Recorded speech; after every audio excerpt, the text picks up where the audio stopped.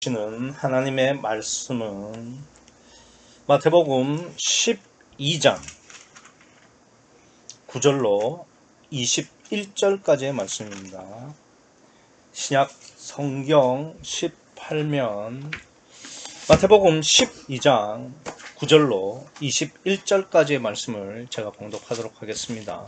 이 기록된 계시의 말씀을 봉독할 때에 지금도 살아 계셔서 우리 각 사람 심령 안에 실체로 가시는 주님의 음성을 친히 들으시기 바랍니다.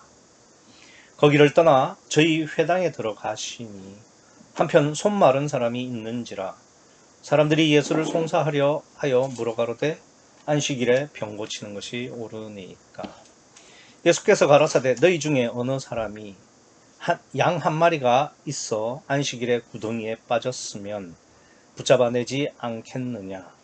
사람이 양보다 얼마나 더 귀하냐. 그러므로 안식일에 선을 행하는 것이 옳으니라 하시고 이에 그 사람에게 이르시되 손을 내밀라 하시니 저가 내밀매 다른 손과 같이 회복되어 성하더라.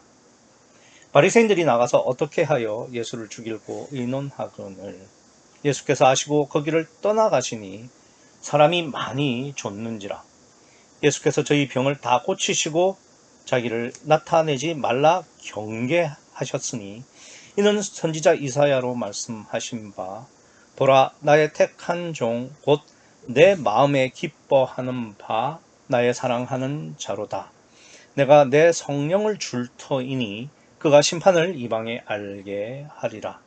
그가 다투지도 아니하며 들레지도 아니하리니 아무도 길에서 그 소리를 듣지 못하리라. 상한 갈대를 꺾지 아니하며 꺼져가는 심지를 끄지 아니하기를 심판하여 이길 때까지 하리니 또한 이방들이 그 이름을 바라리라 함을 이루려 하심이니라. 아멘. 성경이 어떤 책일까? 이에 대해서 성경은 요한복음 5장 39절에 너희가 성경에서 영생을 얻는 줄 생각하고 성경을 상고하거니와 이 성경이 곧 내게 대하여 증거하는 것이로다 라고 예수님이 말씀하셨어요. 그러니까 이제 예수님 말씀에 따르면 성경은 예수님에 대한 기록이다 라고 이렇게 절대적 기준을 말씀하셨습니다. 또 누가복음 24장 27절에는 제가 묵도 시간에 읽어드린 것처럼 모세와 및 모든 선지자의 글로 시작하여 모든 성경에 쓴 바 자기에 관한 것을 자세히 설명하셨다라고 돼 있고 같은 장 44절에 보면은 모세의 율법과 선지자의 글과 시편의 나를 가리켜 기록된 모든 것이 이루어져야 하리라고 말씀을 하셨습니다. 그러니까 지금 제가 읽어드린 모든 내용은 예수님이 직접 말씀하신 거예요. 그래서 성경이라는 것은 예수님에 대한 기록이다 라는 것을 예수님은 복음서 여러 곳에 걸쳐서 명확하게 말씀을 해 두셨습니다. 그럼 왜 성경은 모든 방향과 기록의 목적이 예수님이다 라고만 말씀하실까? 그것은 다른 게 아니라 기독신앙이라는 것은 자력구원, 즉 인간 스스로 노력하고 뭔가를 해서 구원을 이루는 자력구원이 아니라 메시아를 통한 메시아 구원이기 때문에 그렇습니다. 그렇기 때문에 사도행전 4장 12절에는 이런 말씀을 하세요. 다른 이로서는 구원을 얻을 수 없나니 천하 인간의 구원을 얻을 만한 다른 이름을 우리에게 주신 일이 없다고 말씀하십니다.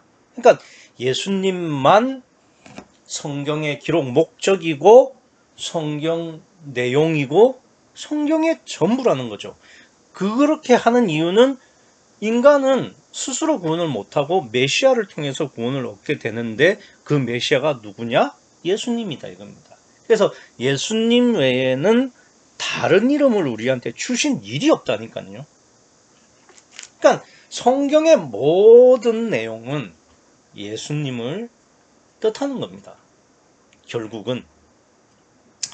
그래서 오늘 본문을 보시면은 18절에 보라 나의 택한 종 내 마음에 기뻐하는 바 나의 사랑하는 자로다 라는 말에서 그러면 종이 누구냐? 이 점에 대해서 뭐 다른 의견을 갖고 있는 사람이 있는 것 같아요. 그래서 이 오늘 본문에 나의 택한 종 사랑하는 이를 예수님 외에 다른 존재로 해석하면 지금 예수님이 지금까지 말씀하셨던 것 모든 성경이 뭐 모세의 율법, 선지자의 글, 시편이 나를 가리켜 기록한 것이다라는 것을 정면으로 부정하는 그러한 이단이라는 말이 된다는 이야기죠. 그러니까 성경의 대원칙은 모든 성경은 예수님에 대한 기록이에요. 특별히 선지자, 그러니까 모세의 율법이랑 선지자의 예언도 전부 예수님을 향한, 예수님을 목적으로 한 말씀이고 글이다 이거죠. 근데 이거를 갖다가 이사야의 말을 갖다가 예수님이 아니다 라는 사람이 있으니 참 그 사람은 예수님보다 더 하나님이신지 궁금합니다. 문맥으로 봐도 우리가 지금 이제 9절에 보시면 거기를 떠나라고 되어 있지 않습니까? 거기를 떠나. 이게 이제 오늘 본문의 첫 시작이에요. 근데 거기를 떠나라는 말은 거기라는 말로 지금 연결이 돼 있잖아요. 그 앞에 단락이랑. 그러니까 뭐 물론 그러니까 원문에는 카이도 있지만 우리 그 헬라어 몰라도 우리나라 성경을 봐도 거기를 떠나 하면은 거기서 떠났으니까 연결이 된다는 말이 되잖아요. 그러니까 그 앞에 단락에 보면 8절에 뭐라고 되어 있습니까?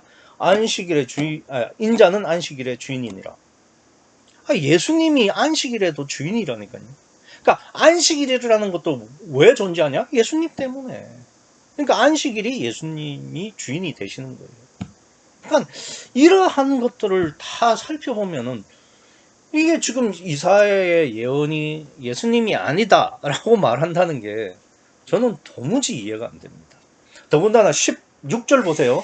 자기를 나타내지 말라 경계하셨으니, 그러니까 그 앞에 있던 모든 일련의 사건들, 예를 들면 회당에 들어가서 한편 손 마른 자를 고치시고 그러니까 바리새인들을 피해서 이렇게 나왔더니 사람들이 쫓아와서, 그러니까 예수님이 그 많은 사람들의 병을 고쳐주시고 이렇게 하신 다음에 16절에 자기를 나타내지 말라 경계하셨어요.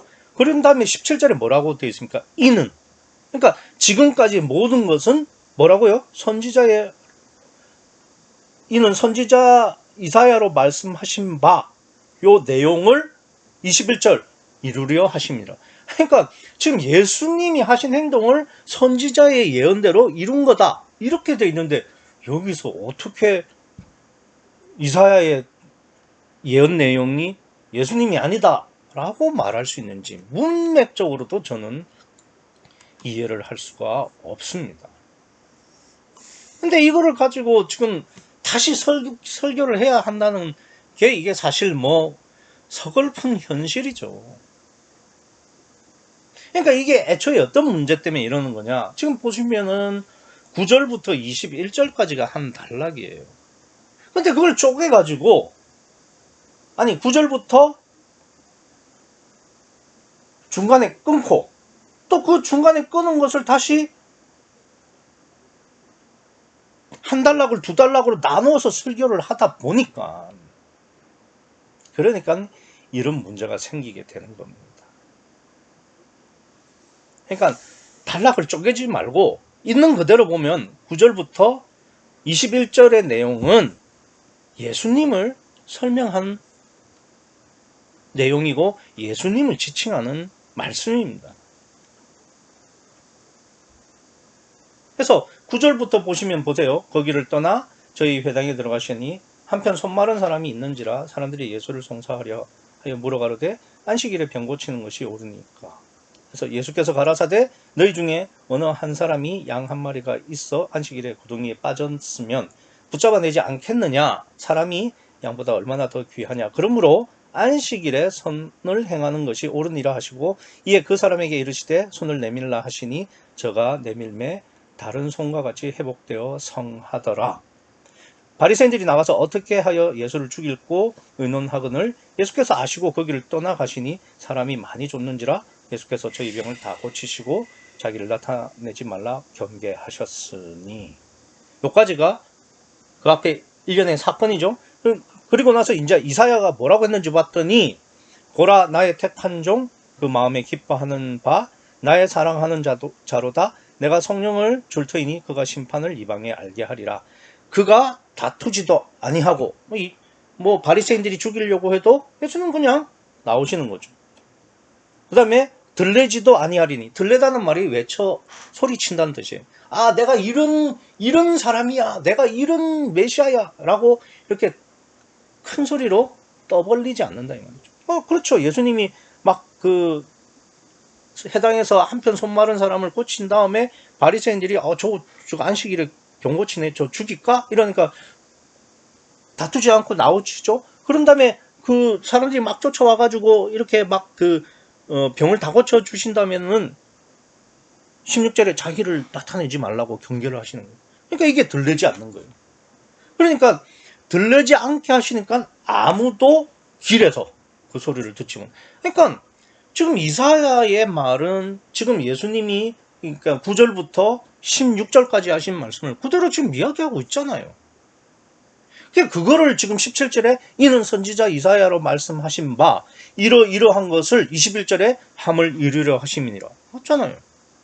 여기에 도대체 뭐가 문제인지 저는 아무리 생각을 하고 몇 번을 읽어보고 여러 번 고쳐서 생각을 해봐도 알 수가 없었습니다.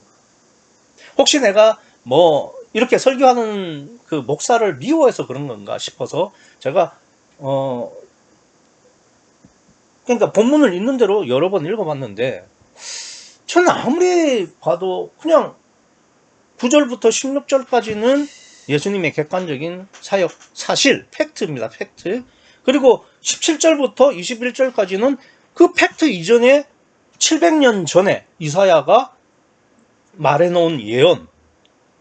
그게 지금 와서 딱 맞네. 요거 외에는 도대체 어떻게 이게 뭐가 왜 이걸 자꾸 문제를 삼는지 저는 이해가 되지 않았습니다. 그래서 지금 이게 이제 이사야의 예언이 예수님이 아닌 성령의 역사로 일을 하는 그러니까 사람이다 라고 주장하는 모 교회 목사의 주장은 그러니까 이게 자꾸 단어를 가지고 특히 이제 헬라어를 가지고 이제 자의적으로 해석을 해가지고 뭐 문맥을 무시하고 뭐 문맥에 반대되는 해석을 하는 오류가 있습니다. 더 심한 건 뭐냐? 사실 그 헬라어를 중심으로 이렇게 설교하는 그 목사의 주장은 그 목사가 몰라서 그러는 건지 아니면은 알면서도 모르는 척 하는 건지는 저는 모르겠어요. 그러나 모르면서 헬라어를 동원해서 이렇게 설교하는 것도 하나님 앞에 죄를 짓는 거고 알면서도 모른 척 하는 것은 더 큰 죄를 짓는 거죠. 아니 뭐 목사가 설교자가 설교를 잘못할 수 있죠. 잘못 분별을 할 수는 있죠. 그런데 잘못 분별을 할 수 있는 것이 있고 그러니까 본질적으로 삼일체 하나님 중에서 성자 하나님에 대한 것을 부정하고 이렇게 폄하하는 것은 이거는 용서받지 못할 죄가 되는 거죠.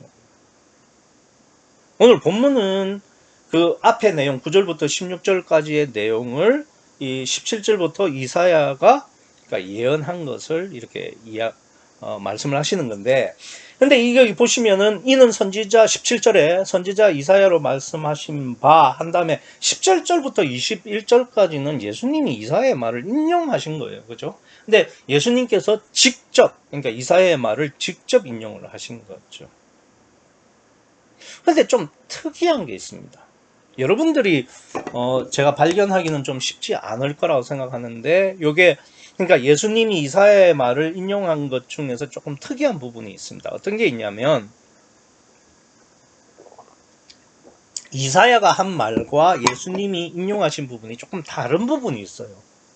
어떤 게 있냐면은 지금 이제 그 목사는 예수님이 이방의 복음을 전한 일이 없기 때문에 이사야의 예언 대상은 예수님이 아니라는 주장을 하고 있습니다. 그런데 여기 보시면 18절에 보라 나의 택한 종 곧 내 마음에 기뻐하는 바 나의 사랑하는 자로다. 내가 내 성령을 줄 테니 그가 심판을 이방에 알게 하리라 라는 말이 있죠. 그러니까 지금 이제 그 설교의 주장은 뭐냐면은 예수님이 이방인에게 심판을 한 적이 없다. 그러니까 여기 보면은 18절 끝에 그가 심판을 이방에 알게 하리라고 했으니까 여기서 그가 사랑하는 이가 되고 택한 종이 되니까 예수님일 리가 없다라고 지금 주장을 하는 거죠. 네, 뭐 18절은 크게 문제가 안 됩니다. 그런데 이제 20절도 보시면 상한 갈대를 꺾지 아니하며 꺼져가는 심지를 끄지 아니하기를 심판하여 이길 때까지 하리니 여기도 이제 심판하는 내용이 나옵니다. 그죠? 그러니까 18절에 보시면은 그가 심판을 이방에 알게 하는 문제, 20절에 보시면은 심판하여 이길 때까지 하는 문제, 그러니까 심판이 두 개가 나옵니다. 그럼 뭐가 이제 예수님께서 이렇게 인용을 하시면서 이사야와 좀 다르게 말씀하신 거냐? 여기 18절에 보시면은 그가 심판을 이방에 알게 하리라라는 말이 시제가 미래죠. 그러니까 그가 뭐 누가 되었던 간에 그러니까 예수님이 공생애를 하던 그때가 아니라 물론 이사야로 기준으로 보면 미래지만 예수님 기준으로도 인용하실 때 미래로 말씀하셨으니까 이제 미래라는 이야기가 되겠죠. 그런데 이제 20절에 보시면은 심판하여 이길 때까지 하리니 라고 할 때 이 심판하여 이길 때까지 하리니 라고 하니까 마치 미래처럼 보이죠. 사실 여기 본문에서도 현재로 기록하고 있습니다만은 미래처럼 보이죠. 그러나 사실 20절에 심판하여 이길 때까지 하리니는 현재입니다. 예, 이사야에서는 18절에 그가 심판을 이방에 알게 하리라는 미래고요. 20절에 심판하여 이길 때까지 하리니도 미래입니다. 근데 예수님은 어떻게 인용을 하셨느냐? 18절은 이사야 말 그대로 미래로 받았습니다. 그 다음에 20절은 현재로 받았어요. 그러니까 이게 무슨 문제가 되느냐? 우선은 성경을 있는 그대로 인용해야지 그거를 바꾸면은 모순이죠. 그러면 안 되잖아요. 그런데 이건 모순이 아니죠. 왜냐하면은 원래 성경은 누가 말씀하신 거예요? 하나님 말씀이죠. 하나님 말씀하실 수 있으니까 수정도 하나님이면 하실 수 있죠. 다시 말을 하면은 예수님은 하나님이시기 때문에 이사야가 한 말을 수정하셔서 말씀하실 수 있는 거죠. 아니 하나님께서 나는 스스로 있는 자니라 엘로힘이라고 하신 다음에 그 다음에 나는 아브라함의 하나님, 이삭의 하나님, 야곱의 하나님이다. 그러니까 여호와 하나님이라고 바꾸신 것도 하나님이니까 그렇게 바꾸시는 거죠. 수정하실 수 있는 거죠. 마찬가지입니다. 이사야는 미래로 예언을 했겠지만 선지자의 예언을 했겠지만 오늘 본문에서 하나님이신 예수님은 오늘 본문에서 그 이사야가 미래로 쓴 시제를 현재로 바꾸셔도 아무 문제가 안 되죠. 왜냐? 예수님은 하나님이시기 때문에.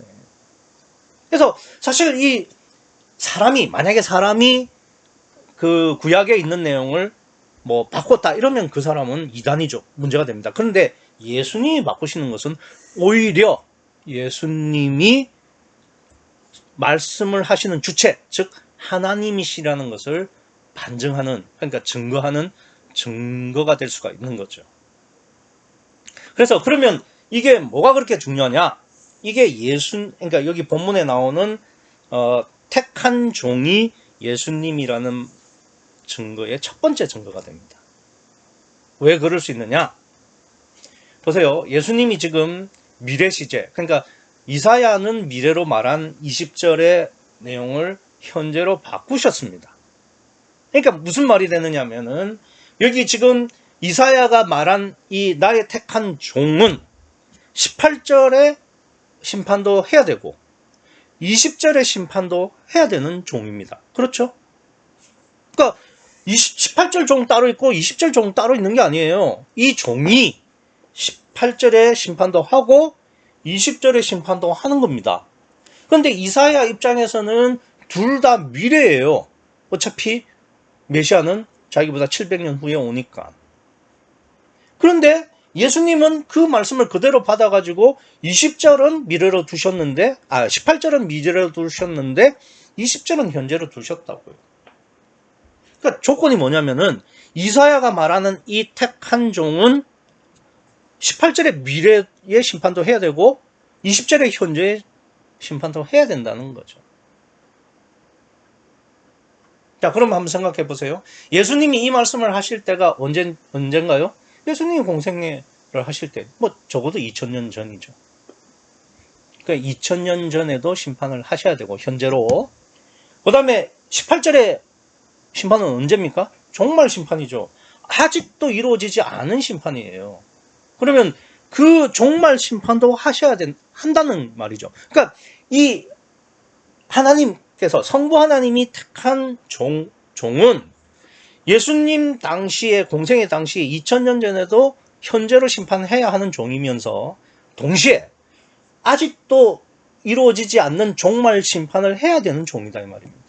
쉽게 말씀을 드릴게요. 2000년 이상의 시간과 공간을 초월해서 존재하면서 심판해야 하는 종이 바로 이사야가 말한 종이라고요. 사람 됩니까 그게? 2000년 이상 살 수 있는 사람이 있어요?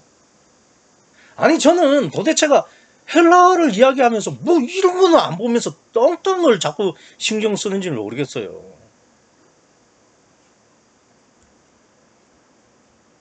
아니 지금 예수님 분명히 20절에 우리나라 성경도 잘 읽어보세요. 이게 현재입니다. 심판하여 이길 때까지 하리니 지금 현재에 한다고요. 원문에는 분명하게 현재로 되어 있고요. 18절은 미래로 되어 있고요. 그럼 예수님 공생애 때 현재 심판하고 종말에 심판해야 되는, 그렇게 할 수 있는 존재가 사람이 가능합니까? 난 도대체가 무슨, 그럼 이렇게 반문을 할 수 있죠. 야, 20절에 심판한다는 게 현재라며 예수님이 공생애 때 언제 이방인 심판했냐? 이렇게 물어볼 수 있죠. 근데 20절 잘 읽어보세요. 20절에 어디 이방인이란 말이 있어요. 그냥 심판한다고 돼 있지. 그냥 심판하는 거예요. 다만 그 시제가 미래가 아니라 예수님 공생의 당시의 현재라는 겁니다.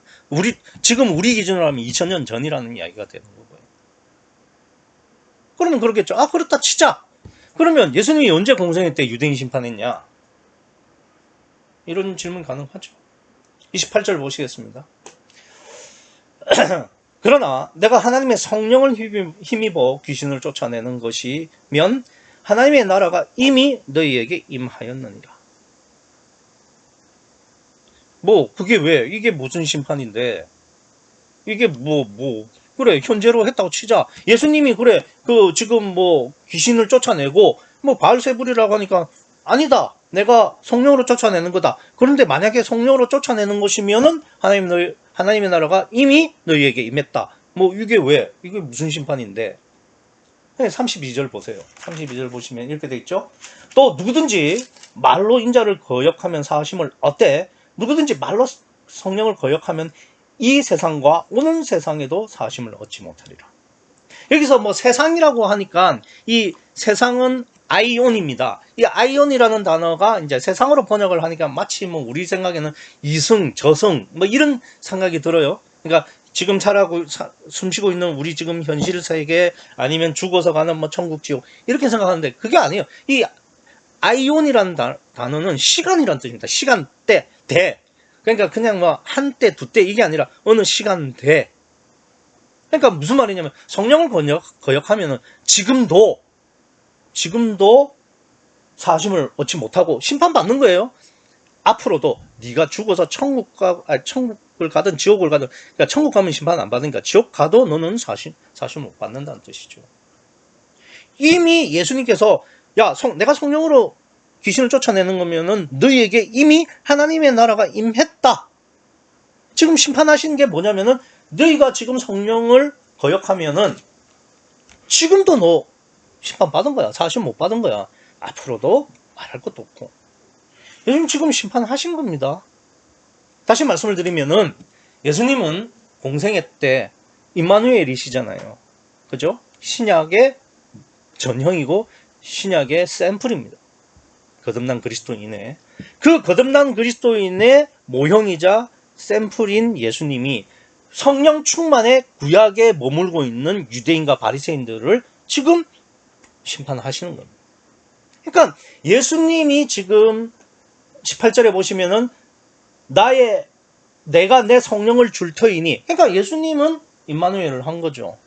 그걸로 미래, 그러니까 종말 때까지 재림 예수로 예수님이 오셔서 심판도 하시겠지만 그때까지는 임마누엘로 구원받은 자를 들이시고 종말에는 재림 예수님이 오셔가지고 그렇지 못한 자, 임마누엘 하지 못한 자를 심판하시겠지만 그것의 시작이 언제냐? 20절에 심판하여 이길 때까지 지금 심판하신다고요. 그 심판이 뭐냐? 그 다음 단락에 나오는 바리새인들에게 예수님이 임마누엘로 이미 심판하고 계시는 거예요. 그러니까 지금도 심판하셨고 앞으로도 심판하실 겁니다.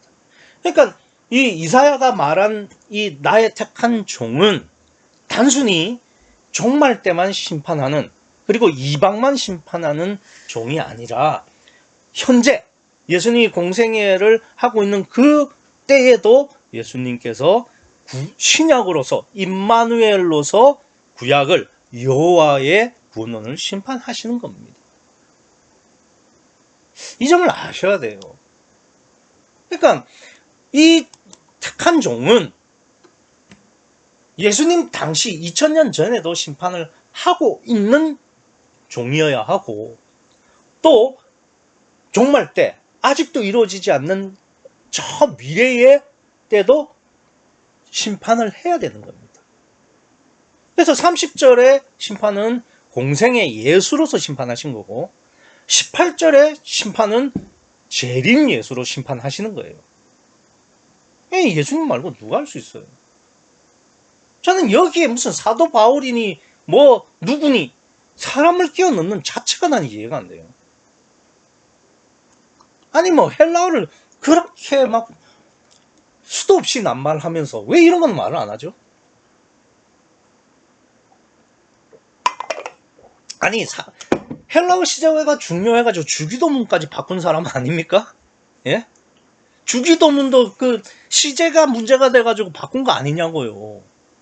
근데 여기서는 그걸 입 꾹 다물고 그냥 넘어갑니까?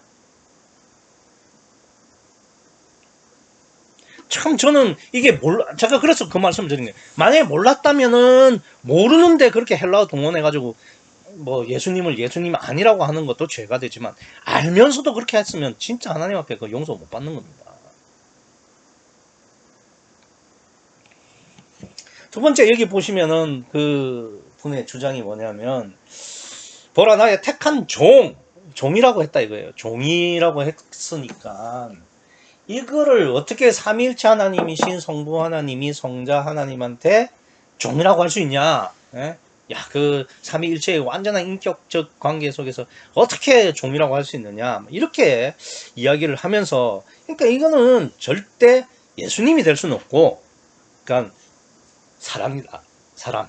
그러니까 성령으로 말미암아 성령의 역사를 할 수 있는 그 사람을 예수님께서 택했다고 하는 거다. 그러니까 절대 예수님으로 봐서는 안 된다. 뭐 이렇게 이야기를 합니다.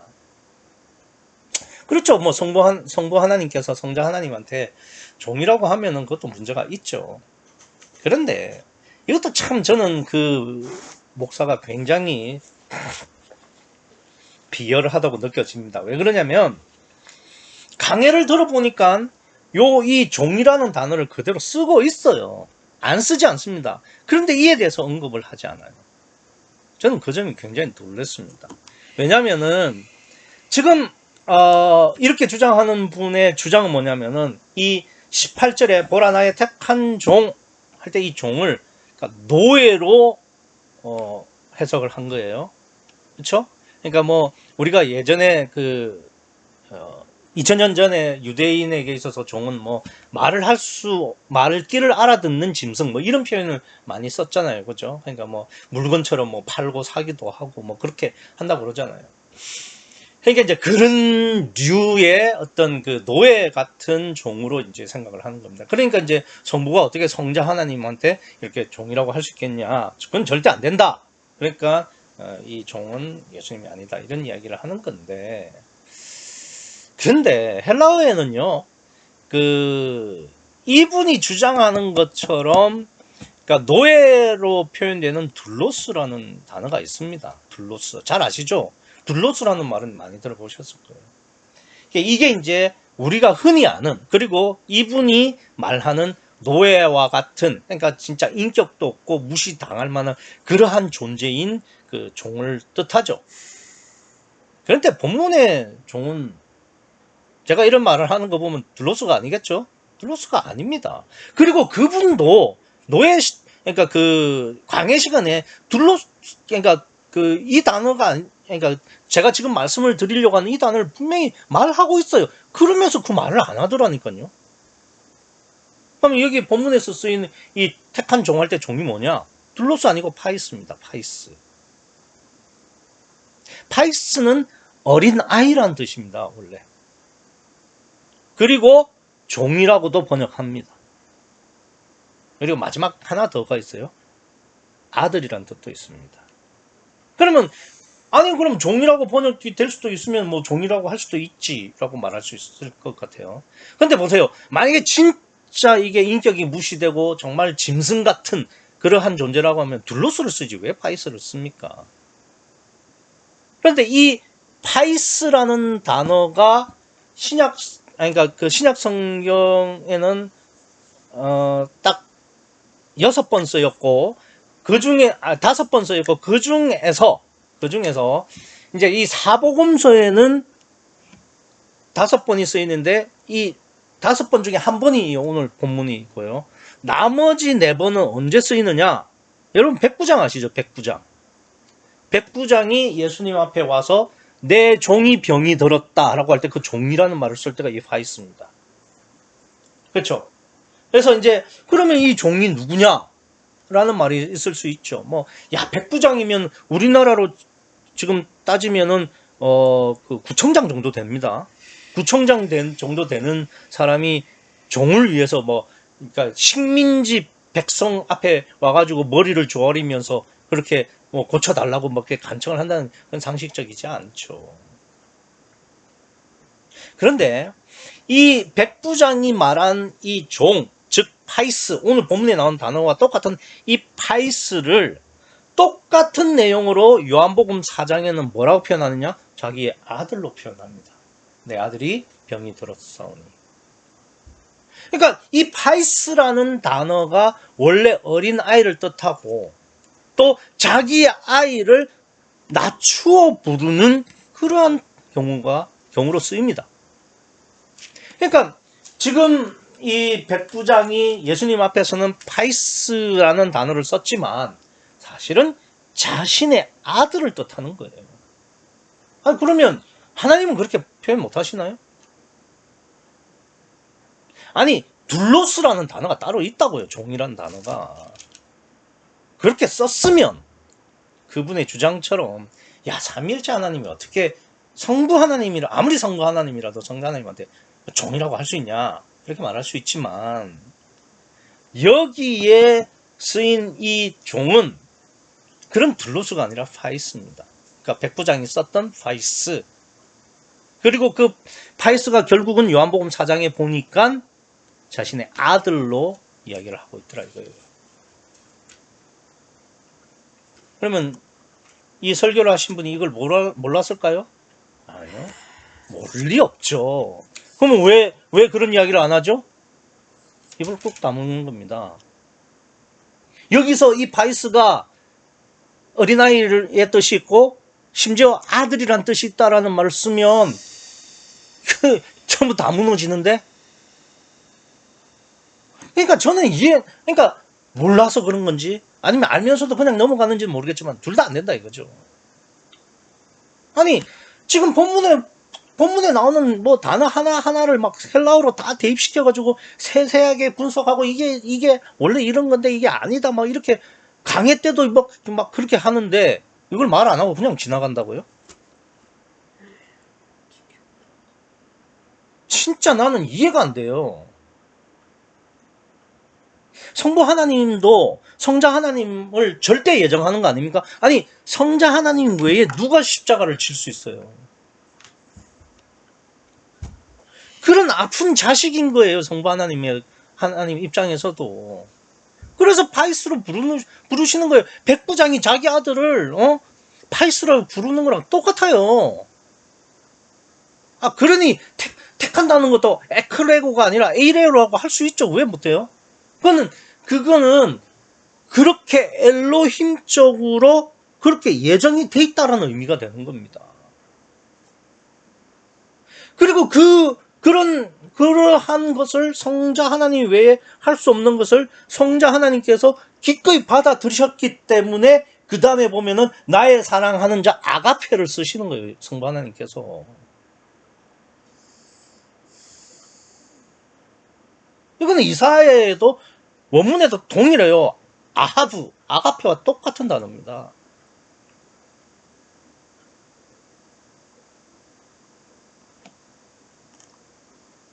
아니 헬라어도 아니고 한글로 종이라는 번역을 했다고. 아니 마치 이 택한 종이 예수님이 아니라고 이렇게 설교하는 게 말이 됩니까? 그리고 아니 무슨 헬라어를 말 안 해요? 설교 내내 헬라어를 이야기하면서 왜 여기서 이 파이스는 말을 안 하냐고요. 아니 둘러서도 아니라 분명히 파이스인데 파이스는 백부장의 예가 분명히 있는데 파이스가 제가 그랬잖아요. 신약 사복음서에 5번 쓰였다고요. 5번 쓰인 중에 요 18절 이게 한 번 있고 4번이 다 백부장하고 관련돼서 쓰인 거예요. 그러면 이 파이스가 모를 리가 없잖아요.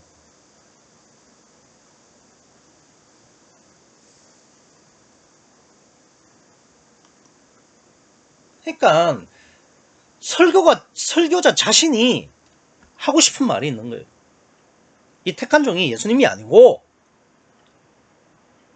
예수님을 대신할 그냥 메시아 같은 사역자가 있다. 굳이 나라고는 말 안 하겠는데 니들이 잘 생각해봐라.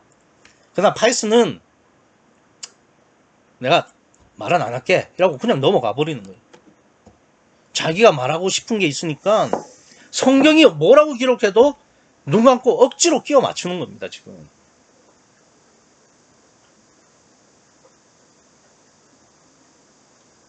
그리고 보시면은 여러분 나의 사랑하는 자로다 내가 성령을 줄 터이니 할 때 이 줄 터이니가 티뎀이라는 겁니다. 원래 성령은 전부 디돔이죠. 디돔이. 그래서 요한복음 14장 26절이나 이런 데 보면 다 예수님께서 성령을 주신다고 할 때는 디도미가 쓰입니다. 그런데 여기서는 티데미가 쓰였다는 거예요. 맞죠? 본문은 티데미가 쓰였습니다. 근데 이제 하나 아셔야 될 것은 뭐냐면은 그러니까 신약의 성경 사본으로 따지면 한 99%는 여기 나의 성령을 줄터이니를 디도미로 쓰고 있습니다. 극히 일부의 사본만 티데미를 쓰고 있어요. 극히 일부라는 것은 거의 없습니다. 그냥 제가 알기로는 하나밖에 없어요. 그 하나가 또 이제 그 최 목사님이 갖고 있는 그 버전이고. 아니 뭐 하나가 쓰였어도 그게 하나님의 뜻이면 그걸 따라야 되지 않느냐. 맞습니다. 그 말이 맞죠. 그러니까 아무리 전부 다른 사본들이 전부 디도미를 썼어도 그 사본에서 티데미가 쓰였고 그것이 하나님의 뜻을 전하는 거라면 티데미가 맞죠.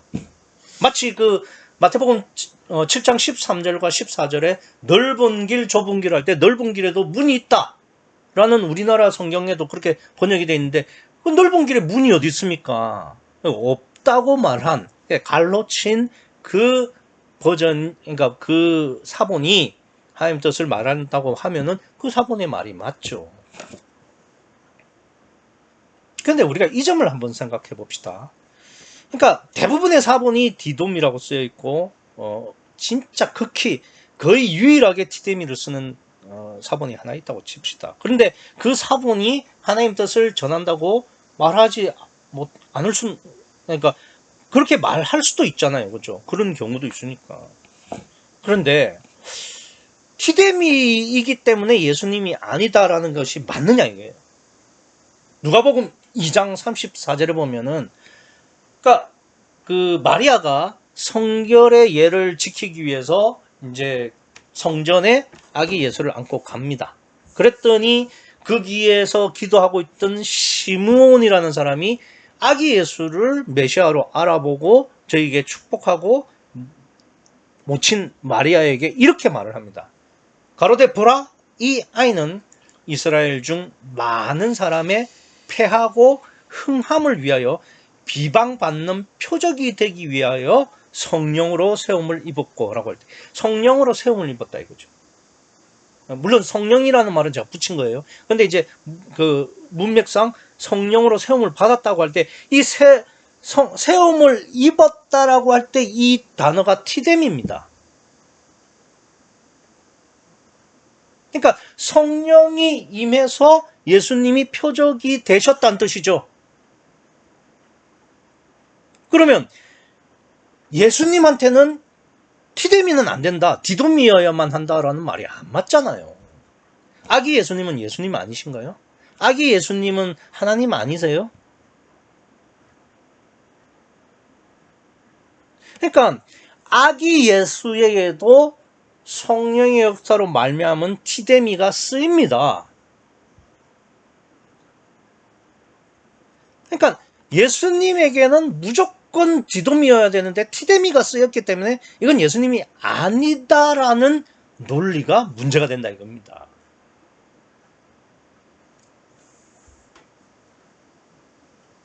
디도미는요, 존재, 그러니까 그것을 주는 존재의 인격에 초점이 맞춰져 있습니다. 그러니까 주는 사람에 초점이 맞춰져 있다 이거예요. 그래서 예수님이 아버지의 성령을 아들의 이름으로 주시는 거예요. 그러니까 디돔이라는 거 안에는 원래는 성령이 성부 하나님의 것인데 그것을 예수님, 성자 하나님께서 자신의 이름으로 주신다라는 뜻이 디돔이에요.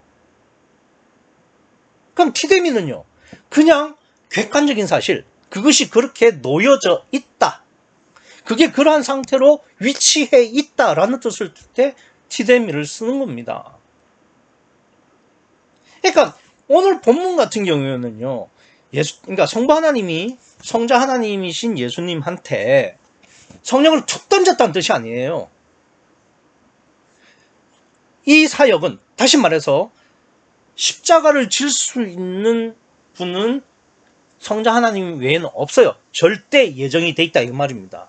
그 누구도 십자가를 질 수가 없어요. 성자 하나님만 십자가를 질 수 있기 때문에 그러한 성령을 그 자리에 위치시켜 놨다 이 말입니다. 티뎀이란 말 자체가, 그러니까 사실 디돔이지만 티뎀이라고 한다고 해도 그렇게 해석이 되는 거예요. 아니 그래서 예수님께서 인자됨을 인하여 심판하는 권세를 받으신 거잖아요. 그러니까 보세요. 내가 성령을 줄 테니 그가 심판을 이방에 알게 한다고요. 심판하실 때는 피도 눈물도 없는 객관적인 관계에서 하는 거 아닙니까? 그러니까 그 성령을 받아서, 엘로힘의 성령을 받아서 티데미 해서 성부 하나님이 성자 하나님한테 그렇게 티데미 하셨다고요. 엘로힘의 피도 눈물도 없는 성령을 성자 하나님한테 위치시켜 놨다고요. 그걸로 예수님은 심판하시는 거고요. 나는 도대체가 왜 뭐가 문제가 되는지 모르겠어요. 지금 이 티뎀이라는 단어를 쓴 것은 70인역에만 이렇게 쓰여 있습니다. 이게 70인역이 중요하냐, 뭐 어떤 버전이 중요하냐, 이걸 제가 말씀을 드리려고 하는 것은 아닙니다. 다만 단어 하나 가지고 예수님이 메시아이다 아니다, 이사야가 예언한 대상이 예수님이다 아니다를 그렇게 손바닥 뒤집듯이 바꾸는 거는, 이거는 주객을 전도한 거예요. 배보다 배꼽이 더 큰 논리가 된다 이 말입니다. 문맥을 보고 전체를 보고, 그리고 성경에 기록된 원리와 목적을 감안하면은 그 단어 하나로 그 모든 것을 바꾸는 것은 자신의 목적을 위해서 성경을 수단으로 쓰지 않는 한 그건 불가능한 겁니다. 그러니까 세 가지만 기억하세요. 첫째, 모든 성경은 예수님을 위한 기록입니다. 따라서 이사야 42장의 이사야의 예언도 당연히 예수님을 대상으로 하신 거예요. 둘째, 이 택한 종은 2000년 전 예수님 당시에도 심판을 하셔야 되고, 아직 도래하지 않는 종말 때도 심판을 해야 할 존재입니다. 그러니까 사람은 불가능해요. 오직 예수님만 가능한 겁니다. 셋째, 종은, 그러니까 오늘 본문에 나의 택한 종은 둘로스가 아니라 파이스입니다. 파이스는 노예가 아니라 아들이에요. 이걸 알면서도 예수님이 아니라고 설교하는 목사는 자격이 없는 겁니다. 결론적으로 이 설교는 자신의 목적을 정당화하기 위해서 성경을 수단으로 쓴 악의적 설교밖에는 안 되는 겁니다. 저는 그 설교를 들으면서, 그러니까 말미에 뭐 이사야서를 인용한 예수님의 말씀을 대뜸 창세기 야곱의 기도 중에서 단지파로 연결하는 것에서 굉장히 놀랐어요. 왜 그러냐? 구유복음이 가장 경계를 하는 것이 주제설교입니다. 주제설교. 어떠한 주제를 딱 정해놓고 그걸 가지고 성경을 자꾸 거기다 맞추는 거죠. 지금 본문이 그거라요. 그러니까 오늘 본문이 야곱의 기도랑 단지파랑 무슨 상관이 있는 겁니까? 문맥도 한 단락도 완전히 다 무시하고 그냥 자기가 말하고 싶은 것을 말하기 위해서 본문을 헬라어를 동원해가지고 누더기로 만들고, 그것도 모자라서 딴 성경의 말씀을 끌어와가지고 성경에서는 증명되지도 않는 단지파 이야기를 하면서 말이죠. 참 이런 주제 설교를 가장 경계를 하고 비판하고 비난했던 분이 지금 그 같은 설교를 한다는 게 참난한 기분입니다. 마음입니다. 이사야의 예언은 모든 성경의 대상이신 예수님께서 공생애 때도 종말 때도 심판을 하실 성부 하나님의 아들인 파이스인 예수님만 가능하신 거예요. 그 구원은, 그 심판은 바울이나 최영삼이 아니라 그 최영삼 하랍이라도 안 되는 겁니다. 왜? 누가 2000년을 살아요?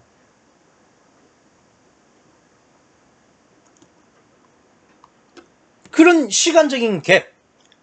그러니까 예수님께서 아마도 이러실 줄 알고 그 이사야의 미래 시제를 20절에서는 현재로 바꾸셨나 봐요. 그 인간은 도저히 불가능한 심판을 해야 할 분이 오직 예수님 외에는 없다는 것을 말씀하셨음에도 불구하고 무조건 자기래요. 그 자기라고 말하는데 헬라어를 동원하고요. 그 헬라어의 해석도 자기 망상적입니다.